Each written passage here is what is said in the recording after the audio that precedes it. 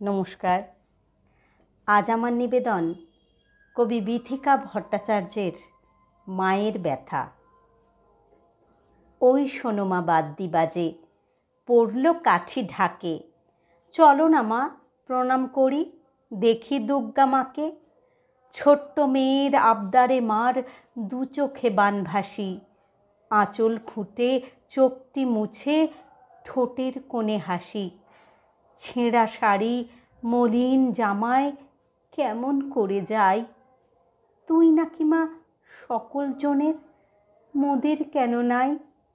গত বছর করোনাতে প্রাণ গেল ওর বাবার, লোকের বাড়ির বাসন মেজে জোটে দুটো খাবার।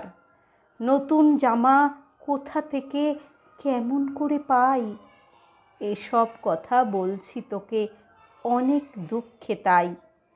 কোনো মতে মায়ে ঝিয়ে আছি নুনে ভাতে, নুন আনতে পান্তা ফুরোয় জোটে না তাও মোটে।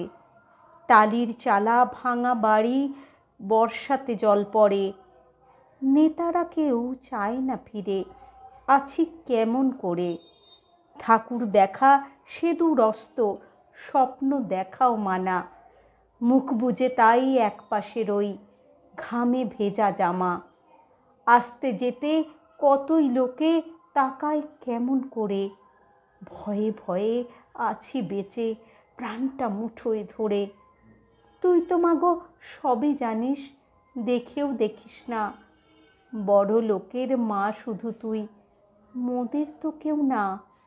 দূরের থেকে প্রণাম করি, ধরি দুটি চরণ, বলতে পারিস অভাগাদের হয় না কেন মরণ?